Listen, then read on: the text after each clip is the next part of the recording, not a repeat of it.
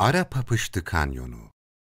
Kemer Barajı'nı besleyen Akçay'ın, yıllar içerisinde aşındırmasıyla oluşan Arapapıştı Kanyonu, 380 metre yüksekliği, 6 kilometre uzunluğuyla benzersiz bir doğayı bizlere sunmaktadır. Aydın, Muğla, Denizli il sınırlarının kesişim noktasından başlayan Arapapıştı Kanyonu, kimi yerlerde genişliği 12 metreye düşen kanallar şeklinde kıvrılarak devam eder. Doğal oluşumları bünyesinde barındırmasının yanı sıra, antik dönemden kalma şehir kalıntılarıyla da tarih ve doğanın birleştiği nadir alanlardandır. Akçay Vadisi'nde iki göl arasında bulunan Arapapıştı Kanyonu, antik dönemden beri insanların saklanmak ve dini bir hayat yaşamak amacıyla kullandıkları yerlerden biri olmuştur. Kanyonun yamacında daha önce hiçbir gezginin bahsetmediği ve yaklaşık 2500 yıllık gizemli bir kaya mezarı vardır.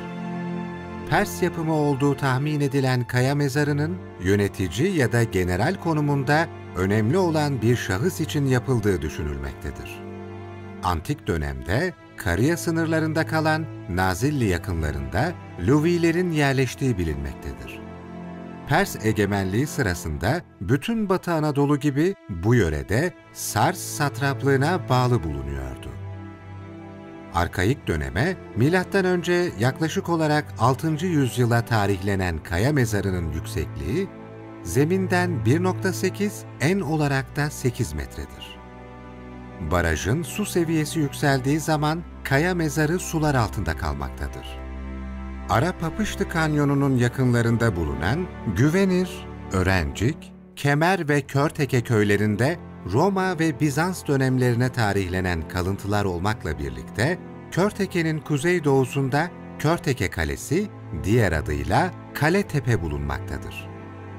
Bu kale yüksek bir tepede olup Karya'nın Lelek tipi kentlerinden biridir. Bu kent muhtemelen Iksyatis antik kentidir. Kayalık tepe üzerinde Akropol alanı yer almaktadır. Doğuda ve batıda birer kule ile ortada sarnıç vardır. Akropol, M.Ö. 5. yüzyılda 3 kuleli iç surla güneyden çevrelenmiştir. Körteke Kalesi'nin duvarlarında değişik dönemlere ait izlerin olması, farklı çağlarda kullanıldığını düşündürmektedir. Baraja ismini veren tarihi Kemer Köprüsü, Makedonya Kralı Büyük İskender tarafından ordularıyla Aprodisias'a gitmek için yaptırılmıştır. Doğal mermer taşından yapılan köprü, şimdi sular altında kalmış olup, su seviyesi azaldığında görülebilmektedir. Şimdi bu tarihi kanyon, keşfedilmek için ziyaretçilerini bekliyor.